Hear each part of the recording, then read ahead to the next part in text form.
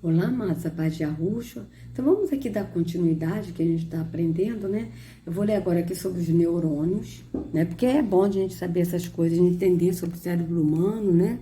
É muito bom a gente aprender isso.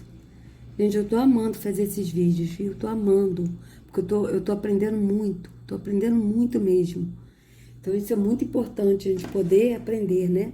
Então vamos lá, neurônios, tá? Os neurônios são as principais células do tecido nervoso e são capazes de transmitir um impulso nervoso para outras células.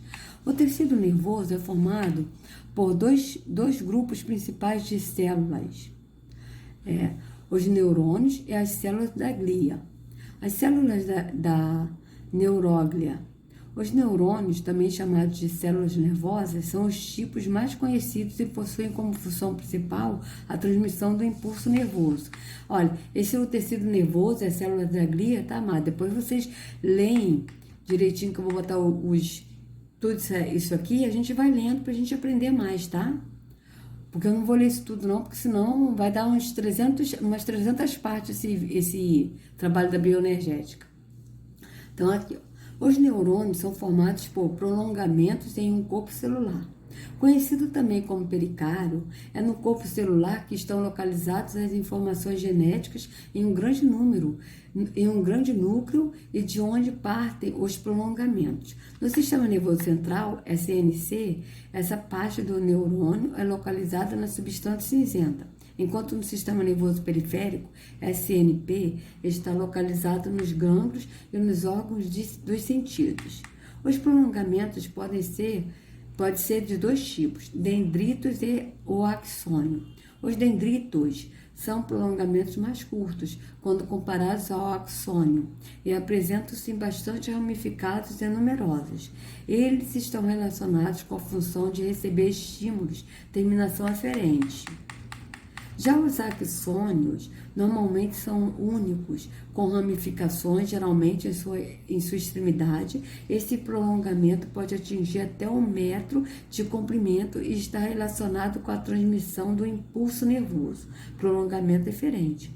Na maior parte dos casos, essa estrutura está envolta por uma bainha de mielina, que é formada por oligodendrócitos ou células de Schwann. Essa estrutura não é contínua por todo o oxônio, ocorrendo áreas sem mielina, que são denominadas de nódulos de Ranvier. Entre a porção final do axônio e a superfície de outra célula, encontramos pequenos locais chamados de sinapse. É nessas sinapses que são lançadas substâncias neurotransmissores que permitem a transmissão do impulso nervoso de uma célula para outra. Mapa mental neurônios.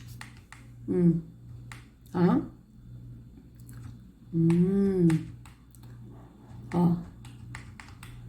Então, aqui, ó, para baixar o mapa mental em PDF, clique aqui. Tá, eu não vou clicar não, aí depois vocês podem clicar, né, se vocês quiserem. Os neurônios podem ser classificados em 4 tipos básicos, levando em consideração sua forma. Neurônios multipolares possuem mais de 2 prolongamentos celulares. A maioria dos neurônios do nosso corpo é classificada como esse tipo. Neurônios bipolares possuem apenas um dendrito e um axônio. Neurônios pseudonipolares apresentam apenas um prolongamento que parte do corpo celular, dividindo-se posteriormente em 2. Um dos ramos assume o papel de dendrito e o outro de axônio. Neurônios unipolares possuem apenas um axônio. Unipolar, núcleo, ó. Bipolar, tá? Pseudopolar, multipolar, dendrito e axônio. Tá? Então, observe a classificação dos neurônios segundo a sua forma, ó. Tá? Quando levamos em consideração a sua função, os neurônios podem ser divididos em sensitivos ou aferentes, recebem os estímulos produzidos fora do corpo internamente, motores ou eferentes, conduzem o pulso nervoso por glândulas, músculos lisos e estriados, interneurônios são aqueles que conectam um neurônio ao outro, sendo encontrados no SNC, por por Maria Vanessa dos Santos. Ó, receptor, neurotransmissor, tá? Dendrito, corpo celular, axônio, núcleo, bainha de mielina, nódulo de Ranvier. Observe atentamente as partes de um neurônio. Vocês vejam que fantástico, né, amado? Quando a gente descobre, amados, sobre essas coisas, sabe? A gente vê como o nosso pai, Iarro, ele nos formou de uma forma tão, assim, milagrosa, eu não sei nem dizer, né? Não tem nem palavra para descrever, porque é muito interessante isso, sabe? Então, aqui, ó, a gente viu aqui a estrutura do encéfalo, né, que a gente estava vendo. Então, aqui que a gente parou aqui, ó. A gente leu isso aqui, né? Então, vamos continuar aqui, ó. Mesencéfalo, parte do encéfalo relacionado com o tônus muscular e a postura corporal. Além disso, desempenha importante papel na coordenação de reflexos visuais e na integração de informações sensoriais. Cerebelo, localizado entre a parte posterior do cérebro e a ponte, é responsável por coordenar movimentos, garantir a postura corporal e desenvolver habilidades motoras. Ponte, formado por fibras nervosas que conectam várias partes do encéfalo, apresenta como principal função a transferência de informações. Bulbo raquiano. Essa estrutura, que é a última porção do encéfalo, controla o batimento cardíaco e a respiração. Além disso, atua em reflexos de deglutição, vômito e tosse. Tálamo, região localizada logo abaixo do cérebro, que recebe mensagens sensoriais, com exceção das do olfato. O papel principal do tálamo é classificar o estímulo e enviá-lo para o local apropriado de processamento. Hipotálamo é uma pequena estrutura que está localizada com a temperatura do corpo e com o relógio biológico. Relaciona-se também com a fome, sede e comportamento sexual. Tá? Proteção de encéfalo. O encéfalo é protegido pelos ossos do crânio e por membranas de tecido conjuntivo. Essas membranas são denominadas de meninges e separam o encéfalo da caixa craniana. As meninges são três: dura mater, aracnoide e pia mater. A dura mater é a mais externa e a pia mater a mais interna. A membrana dura mater e a aracnoide são separadas por um espaço denominado de subdural. Já a aracnoide e a pia mater são separadas pelo espaço subaracnoide, no qual circula o líquido cerebroespinal ou cefalarroquiano, tá? Então, veja bem. O encéfalo é uma porção complexa do sistema nervoso central, tá? Então, deixa eu ver aqui aonde a gente parou aqui, tá? Então, vamos lá. Tá. Cérebro humano, tá? Que a gente tava... sim. Agora, vamos continuar aqui agora, tá? Então, a gente leu o sistema nervoso e o encéfalo pra gente entender o que é isso, né? Então, vamos lá. No interior da caixa craniana, encontramos o encéfalo, uma parte do sistema nervoso central, SNC, que recebe, processa e gera respostas às mensagens que chegam até ele. O encéfalo é dividido em várias partes, sendo o cérebro uma delas. O cérebro, que é considerado o núcleo da inteligência e aprendizagem do nosso corpo, é a maior parte do encéfalo, compondo cerca de 80% da massa total dessa parte do SNC. Ele pode ser dividido em duas partes, o hemisfério cerebral esquerdo e o direito, que estão conectados pelo corpo caloso, uma estrutura formada por um espesso feixe de fibras nervosas. Segundo alguns estudos, os dois hemisférios cerebrais atuam em funções distintas. O hemisfério esquerdo, por exemplo, na maioria das vezes, está ligado à linguagem, realização de cálculos, algumas memórias, resolução de problemas e fala. O hemisfério direito está mais relacionado com a interpretação de imagens, habilidades manuais, não verbais, intuições, espaços em 3 dimensões e percepções de música. Nos músicos treinados, a informação musical é processada em 2 hemisférios cerebrais. Vale destacar ainda que, na maioria das pessoas, os hemisférios comandam lados opostos do corpo. Isso quer dizer que o lado esquerdo do cérebro, por exemplo, controla movimentos e sentidos do lado direito do corpo. Analisando o corte do cérebro, é possível perceber que a região mais externa é mais escura, substância cinzenta, enquanto comparada à parte interna, substância branca. A região mais externa, que apresenta espessura que varia de 1 a 4 milímetros, é denominada de córtex cerebral e abriga os corpos celulares dos neurônios. Já a parte mais interna é rica em feixes de axônios mielinizados, o que garante uma coloração mais clara. O cérebro apresenta uma série de dobras, características na região do córtex. Essas dobras servem para aumentar a área de superfície dessa estrutura, que conta apenas com o espaço restrito da cavidade craniana. Então, vocês vejam, lobos cerebrais. Vocês ouviram falar de lobos? Lobotomia. Veja isso. Visão lateral, anterior, posterior. Visão superior, anterior, posterior. Esquerdo, direito. Olha isso, gente. Ó, vermelho, lobo frontal. Verde, lobo parietal. Amarelo, lobo occipital. E lobo temporal é o azul, tá? Então, aqui na visão lateral temos os 4, né? Agora, aqui na visão superior, nós só temos 3. O azul não tem, que é o lobo temporal. O cérebro apresenta 4 lobos: frontal, temporal, parietal e occipital.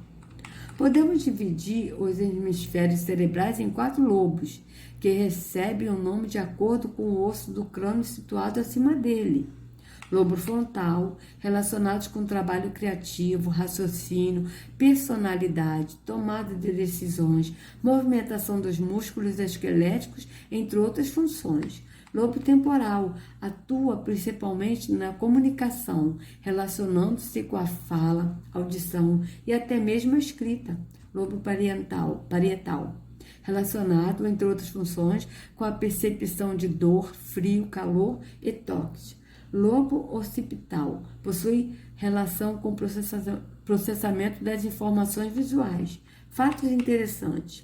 Apesar do que muitos afirmam, os humanos não utilizam apenas 10% do seu cérebro. Uma grande porção dessa parte do nosso sistema nervoso trabalha para garantir o funcionamento adequado do corpo. Mas é impossível atribuir uma porcentagem ao seu funcionamento. O cérebro de Albert Einstein foi retirado após a sua morte para estudos. O órgão foi fotografado e várias lâminas montadas a fim de identificar o motivo de tamanha inteligência do cientista. Cientistas afirmam que a nossa dependência de salvar informações em celulares, tablets e computadores está afetando a nossa capacidade de memória. Isso é verdade, eu concordo. Eu concordo plenamente. Olha, veja bem, amados. O cérebro é uma região do sistema nervoso central localizada no interior da caixa craniana. Então, vocês vejam aqui é a caixa craniana, né? E aqui, ou seja, gente, eu tô assim, impactada de saber essas coisas. É muito bom a gente saber essas coisas, gente. É maravilhoso, né? Vou deixar isso também aqui, tá? É Brasil Escola, tá? Esse site. Então, vamos ver aqui. Aqui, análise crítica das diretrizes de pesquisa em medicina chinesa. Então, aqui eu botei de novo parte do cérebro humano na medicina convencional chinesa. Eu coloquei isso para ver se tem um terceiro olho. Teve um que falou da glândula pineal, né? Que a gente viu aqui nesse site aqui, tá? Que a gente viu ele falando da glândula pineal. Mas ele não falou o terceiro olho. Então, vocês vejam que a gente aprendeu sobre a glândula pineal, terceiro olho. Eu me lembro que a gente aprendeu isso. Então, aqui, fundamentos da medicina chinesa, acupuntura, Jinshan. Então, aqui a medicina chinesa descreve a filosofia e a psicologia humana baseada, tá? Então, aqui medicina convencional, tá? Parte do cérebro, tá? Então, aqui, ó, parte do cérebro, ligação direta, super interessante, tá? Medicina alternativa, tá? Cérebro humano, movimento yin yang, isso aqui a gente já leu, né? Medicina chinesa, análise crítica das diretrizes de pesquisa em medicina chinesa, tá? Deve ser um trabalho, anatomia humana, isso aqui deve ser um trabalho, tá? Deixa eu clicar nesse, se for um trabalho eu tiro, tá? Não, não é trabalho. Então, história, ciências, saúde, né?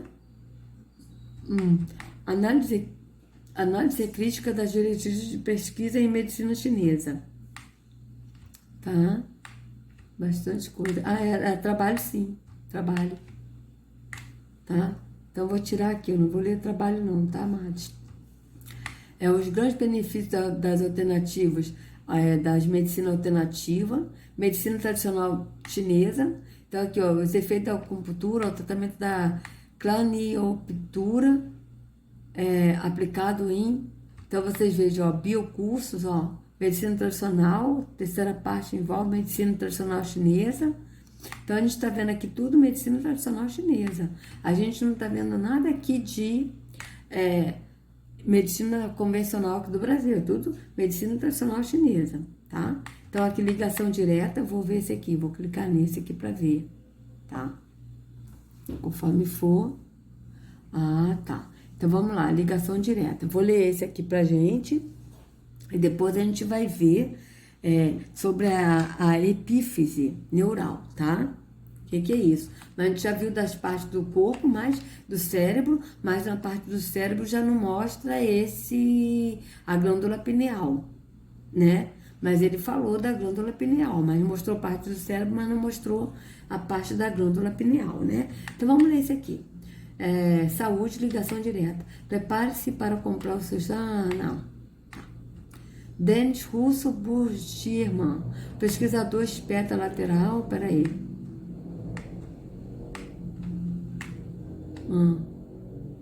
Tá, vamos ler. Vamos ver. O pesquisador espeta a lateral do pé do voluntário e gira a agulha devagar na tela do computador, onde se vê a imagem do cérebro do paciente. Acende-se uma área, sinal de que ela entrou em atividade. Só que no campo iluminado não rege o movimento dos pés, nem processa a dorzinha da picada. Trata-se da parte do córtex que controla a visão. E não por acaso, o local perfurado é aquele que os chineses chamam de Kuang Ming, clareza da luz, usado para curar doenças dos olhos. Aqui vocês já estão vendo que estão falando da medicina chinesa, de novo, tá?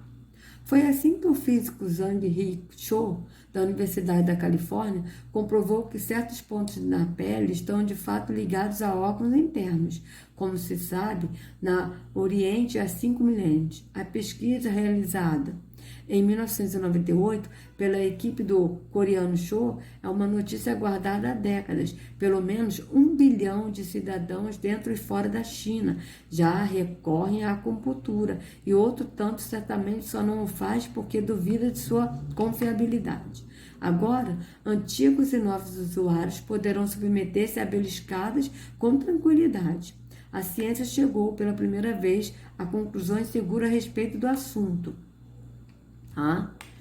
Vamos ver. Cho escolheu o Kuang Ming porque o córtex visual é a área mais mapeada do cérebro. Além disso, outros 2 acupontos, os lugares prescritos para as agulhadas, relacionados aos olhos foram estimulados em 12 cobaias. Em todos os casos, o campo do cérebro correspondente à vista foi ativado. Por fim, para garantir os resultados, o físico tratou de cravar outros lugares de pé sem valor para a acupuntura. O córtex ignorou as pinicadas falsas. Ninguém ainda havia provado que os acupontos têm conexão com o córtex, a parte do cérebro que toma as decisões e controla os órgãos, disse Cho, a super. Essa camada do cérebro é capaz de ativar uma verdadeira indústria farmacêutica interna. Veja na página 28. ela pode estimular a produção de anticorpos para enfrentar vírus e bactérias invasoras, acalma o sujeito, manda fabricar os hormônios que regem os órgãos e ordena a criação de substâncias que aliviam a dor. Enfim, está provado que a terapia chinesa encontrou um jeito de acionar, sem remédios ou bisturi, importantes circuitos da nossa máquina bioquímica. Vocês vejam, a medicina chinesa, né? Sem corte, sem bisturi, por quê? Tem a ver aí com espiritualidade, né? Do hinduísmo. Ponte orgânica. Esta gravura chinesa antiga mostra com um dos 12 meridianos que percorreriam o corpo humano. Utilizando esse caminho, os acupunturistas garantem que, ao enfiar uma agulha no dedo mindinho, curam palpitações e previnem infartos. Estranho, não é? Mas moderníssimos testes de ressonância magnética estão confirmando essas relações dentro do organismo. A cura está na farmácia interior. Há 5.000 anos, quando criaram a acupuntura, os chineses não sabiam que o cérebro rege todo o organismo.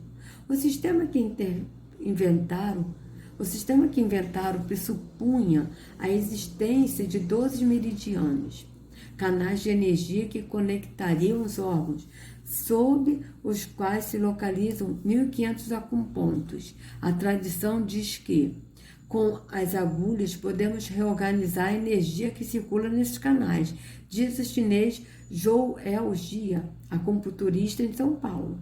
Acontece que ninguém nunca viu um meridiano. A ideia de que, em vez de uma estrada energética invisível, sejam terminais nervosos através do cérebro que ligam ao pé aos olhos, como demonstraram o Shaw e os colegas, é mais plausível para a medicina ocidental. A mesma hipótese explicaria a eficácia das agulhadas para curar. Esta ainda um mistério para os cientistas. Se o estímulo chega ao córtex, pode, a partir dele, atingir o hipotálamo, sugere o fisiologista Gilberto Xavier, da Universidade de São Paulo. O hipotálamo é um centro nervoso que trabalha em conjunto com a hipófise, a glândula-mãe. A dupla rege a produção dos hormônios que agem nos órgãos. Controlando-os, fica fácil tratar muitas doenças causadas pelo seu desequilíbrio, da diabetes à obesidade. Um hormônio importante é a adrenalina, que é liberada quando tomamos um susto. Ela nos deixa alertes, mas também agitados e estressados. Já sabemos que um de seus efeitos colaterais é baixar a resistência a doenças, conta Xavier. Aí, a acupuntura pode ajudar controlando os níveis de adrenalina no sangue e deixando os anticorpos livres para agir. E há ainda um outro possível efeito. O estímulo pode agir no bulbo cerebral, que manda nos neuroquímicos de Shaw, referindo-se às proteínas que tornam possível a transmissão de impulsos entre o neurônio e o outro. Se os acupunturistas as controlam, podem bloquear a dor das cabeças ou aliviar a dependência das drogas e álcools. Ex-cético. Para ver o cérebro, Shaw usou ressonância magnética, técnica em que foi um dos pioneiros, explica o argentino Horácio Panepucci, da Universidade Federal de São Carlos, interior de São Paulo, o principal pesquisador da ressonância no Brasil. O aparelho é uma espécie de raio-x para ver tecidos moles como o cérebro. O coreano empregou tecnologia de ponta, a ressonância magnética funcional que, além de enxergar o córtex, identifica mudanças na qualidade de oxigênio no sangue, revelando quais regiões cerebrais estão em atividade. Agora, ele tenta captar financiamento para testar os acupontos ligados à audição, no olfato e ao paladar. A técnica custa caríssimo. Shaw, que tem 62 anos, conhece a acupuntura faz tempo. Quando eu era criança, meu pai teve uma paralisia facial e se curou com as agulhas, contou a Super. Essa doença caracteriza pela perda de movimentos em um dos lados do rosto. É tratada pelos ocidentais como cortisona, um hormônio violento que provoca inchaço e aumento de peso, entre outros efeitos colaterais. Mesmo assim, o coreano não acreditou na terapia milenar, Moro no Ocidente desde 1962 e aprendi a achar que a acupuntura é fantasia. Diz, isso até que ele próprio, em 1990, tomaram um banho, tomaram um tombo e torceu o pé. Atraído pelo baixo preço das consultas, cerca de R$ 40, contra R$ 100 em média no Brasil, resolveu tentar. Foi quase um milagre. Depois de 15 minutos de sessão, eu estava bom. Resolvi que valia a pena pesquisar por que funciona tão bem. Xavier, porém, ressalta que o experimento de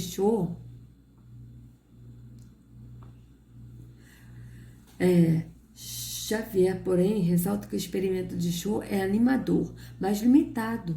Ele mostrou que o estímulo no pé ativou as áreas visuais. Mais do que isso, é especulação. Segundo o fisiologista, serão necessárias outras pesquisas para revelar de que maneira a acupuntura cura. O físico coreano Jang-Chi Cho, da Universidade da Califórnia, mesmo admitindo ter se tornado cético sobre a eficácia das medicinas tradicionais, depois de quase 40 anos passados no Ocidente, provou que a acupuntura funciona. O ponto Quang Bing, ligado à visão, faz parte do meridiano da bexiga, que sai do pé e vai até o canto interno dos olhos. A medicina ocidental não aceita a teoria dos meridianos, mas também nunca conseguiu provar que eles de fato não existem. Segundo a acupuntura, há 12 meridianos e 1.500 acupontos ao longo deles, para aliviar a espécie de agulha no nervo certo. A cura de doenças pela acupuntura sempre foi um mistério para a ciência, mas o neurocientista canadense Bruce Pomeranz, da Universidade de Toronto, já tinha compreendido há mais de 20 anos como é possível controlar a dor com as picadinhas. Veja infográfico abaixo. Existe uma célula na coluna vertebral que se chama interneurônio, conta o fisiologista Gilberto Xavier. Ela é um neurônio, só que pequeno, e sua função é evitar que o cérebro seja avisado da dor em situações em que isso prejudicaria o indivíduo. Por exemplo, no caso do sujeito que, apesar de ter a perna quebrada, tem de se safar rápido de um acidente. A acupuntura sabe usar esse recurso também em situações menos extremas, quando se estimula um certo tipo de terminação nervosa logo abaixo da pele. O interneurônio é induzido a entrar em ação, bloqueando o caminho da dor no corpo inteiro. Os pontos de acupuntura, conhecidos há milhares de anos, são justamente os lugares da pele com maior concentração de nervos que ativam esse mecanismo, explica o médico Yasuo Yamamura, que chefia o renominado Departamento de Acupuntura da Universidade Federal de São Paulo.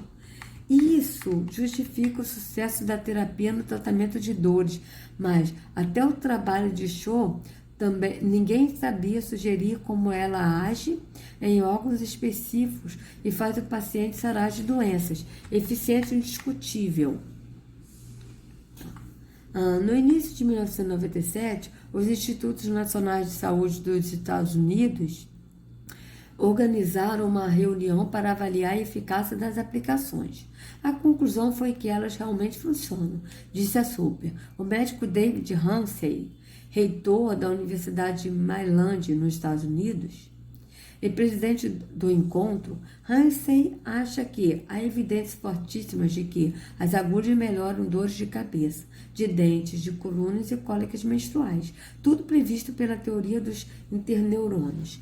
Mas também ficou provado que ela é eficiente para tratar asmas, enjoos em pacientes de quimioterapia ou recém-operados e para ajudar na reabilitação de viciados em álcool e drogas. Nada disso é explicado pela teoria de Pomeranz. Possivelmente tem a ver com hormônios e neuroquímicos. Em todos esses casos, as aguilhoadas bem aplicadas trazem resultados tão bons ou melhores que os equivalentes ocidentais, com a vantagem de não terem efeitos colaterais. A acupuntura funciona bem para quase toda doença no começo, diz Tamamura, veja quadro abaixo. É a terapia perfeita para a prevenção para o que não aparece nos exames, para desequilíbrios hormonais, dores e tudo que for relacionado à tensão completa. Fora disso, o tratamento convencional é a melhor opção.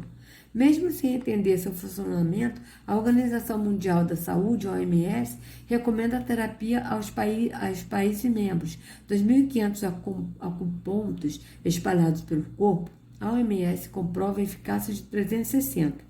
Seguindo esse conselho, o Brasil foi o pioneiro no Ocidente em reconhecer essa prática como especialidade médica em 1995.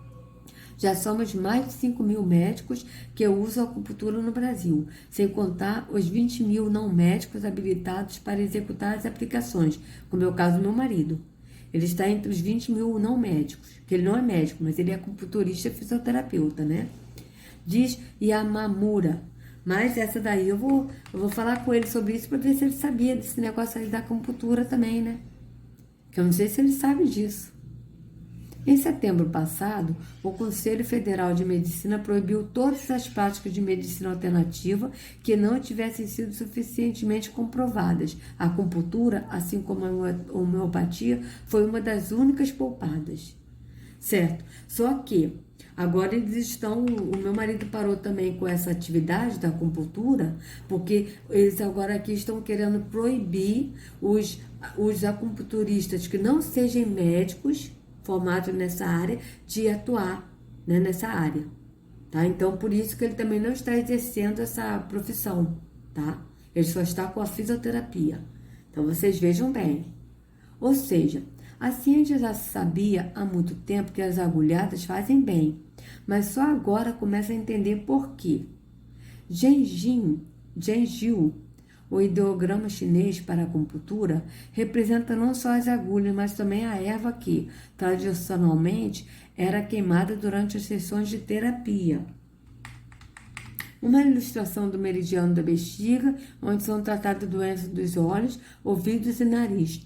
E também perturbações mentais, como a esquizofrenia e a depressão. Comunistas ressuscitaram o saber ancestral. A acupuntura já tem muito prestígio no Ocidente. Depois da experiência de Show, isso tende a aumentar, mas ela quase deixou de existir no começo deste século. Em 1912, sob a influência dos ingleses, a China baniu as terapias tradicionais. Veja quadro abaixo. Os grandes laboratórios farmacêuticos estavam chegando à Ásia e queriam introduzir seus produtos à força, interpreta o acupunturista Zhou Elgia, nascido na China e residente em São Paulo. O resultado foi desastroso. Em 1949, havia só 40.000 médicos para atender 500 milhões de habitantes. Naquele ano, Mao Tse-tung, 1893-1976, liderou a Revolução Comunista. Um de seus primeiros atos foi reabilitar os terapeutas até então ilegais, transformando-os em agentes de saúde. Mao também criou faculdades e institutos de pesquisa de método tradicional, além de um sistema que entrega as duas medicinas, no qual os pacientes podem escolher a sua preferida. Hoje, a acupuntura é oficial também no Japão e na Coreia, e há terapeutas em praticamente todo o mundo. Só nos Estados Unidos, onde foi introduzido nos anos 70, entre 9 e 12 milhões de pacientes recorrem às agulhas anualmente. Com a pesquisa de Show, elas podem confiar que não estão recorrendo a um curandeirismo, e sim a uma técnica médica comprovada, tá? Para saber mais, né? Então, vocês vejam bem, tá? Que interessante. Agora aqui, amados, eu vou colocar esse link também na descrição para vocês, tá? E no próximo capítulo, tá? Dessa novela da bioenergética, eu vou pesquisar sobre o que é a epífise, tá? Neural. Tá certo? Então, a gente vai pesquisar sobre a epífise neural, que é a glândula pineal. É uma pequena glândula endócrina em forma de pinha, localizada na parte central do cérebro, e por isso tem esse nome. Ela também é conhecida como epífise neural ou corpo pineal, e é comumente associada ao terceiro olho. Sua função como produtora de melatonina foi descoberta apenas nos anos de 1950. Então, eu quero ver sobre isso, tá? E sobre essa epífise neural na medicina tradicional ou na medicina alternativa, como a bioenergética e a medicina chinesa. Será que a medicina chinesa ela tem a bioenergética como medicina? É outro ponto também que é bom investigar. Então, eu vou investigar sobre isso. Se vocês gostaram do vídeo, por favor, dê o like, compartilhe, se inscreva no canal e acione o sininho para receber notificações do YouTube. Tá? Sejam livres, amados, de todo o engano das trevas, de toda seita, toda religião, de toda hipnose, em nome de Arruxo. Não sigam a homens, mas sigam sim ao único pastor e Arruxo. Até a próxima.